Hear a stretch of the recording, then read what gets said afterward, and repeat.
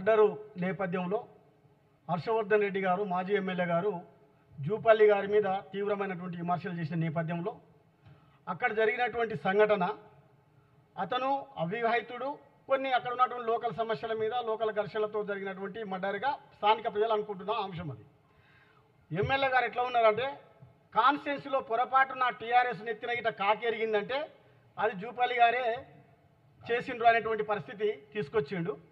అంతకుముందు మల్లేష్ యాదవ్ ఈయన మిలిటరీలో పని చేసిండో లేదో కానీ క్లియర్గా తెలియదు, సైనికులని సంబోధిస్తూ ఉన్నారు, సంతోషం. వాళ్ళ ఇద్దరు అన్నదమ్ముల మధ్య దాయాదుల మధ్య ఉన్నటువంటి భూతాగాదను వాళ్ళు ఒక 2 ఇయర్స్ నుంచి కొట్లాడుతూ ఉన్నారు. అంతిమంగా చంపుకోవడం జరిగింది.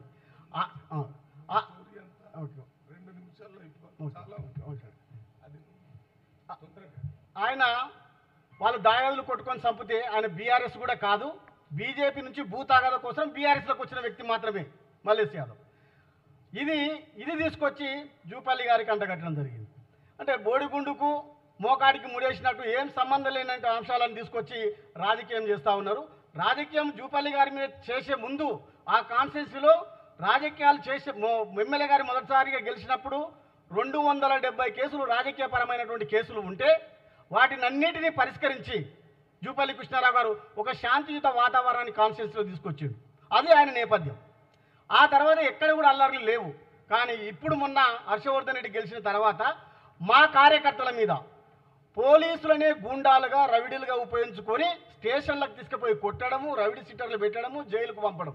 అవి దాదాపు 30 కేసులు ఉన్నవి. ఆ 30 కేసులో 300 మంది ఉన్నారు. ఒక్కొక్క సెక్షన్ కింద 26 మంది 25 మంది. ములచింతలపల్లి గ్రామంలో మాజీ సర్పంచ్ ప్రస్తుత సర్పంచ్ మీద చిన్న కొట్లాటలో ఊరోళ్ళు కొట్లాడుకుంటే వీళ్ళని ఇంటర్ఫియర్ చేయించి అటెంప్ట్ మర్డర్ కేసు పెట్టించి ఊరిడిపించిండు. 26 రోజులు వాళ్ళ ఊరిడిచి పెట్టిపోయి బతికిండు. ఇలా ఆర్ఎస్ ప్రవీణ్ కుమార్ గారు చాలా గొప్పగా చెప్పిండు దాని మీద. ముక్కిడంగుండ గ్రామంలోన 70 ఎకరాలు భూ కబ్జా చేసుకున్నటువంటి టీఆర్ఎస్ నాయకుడు ఆ పక్కనే ఉన్నటువంటి లంబడి వ్యక్తుల మీద దాడి చేసి హత్యా ప్రయత్నం చేస్తే అది చేయించినది మరి స్వయంగా మండల పార్టీ ప్రెసిడెంట్ టీఆర్ఎస్. ఇది ఆయన చరిత్రలు. కేసులు పెట్టడము, కొట్టియడము, అటెంప్ట్ మర్డర్లు పెట్టినటువంటి సంఘటనలు వీణ చేస్తూనే దేదినేనిపల్లిలో కాశన్ అన్నటువంటి వ్యక్తి గ్రామ కాంగ్రెస్ పార్టీ అధ్యక్షుడు. అక్కడ ఏదో ఇల్లీగల్ కాంటాక్ట్ ఏదో ఉన్నది.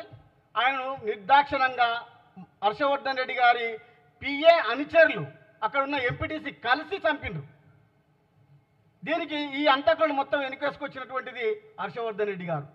ఆనాడు మేము కానీ మా ఎమ్మెల్యే గారు మా ఇవాళ ఉన్నటువంటి మంత్రి గారు కానీ హర్షవర్ధన్ రెడ్డిని మేము నిందించలేదు, చట్టాన్ని డిమాండ్ చేసినాం. అంతకులు ఎవరో తేల్చండి అని చెప్పినాం.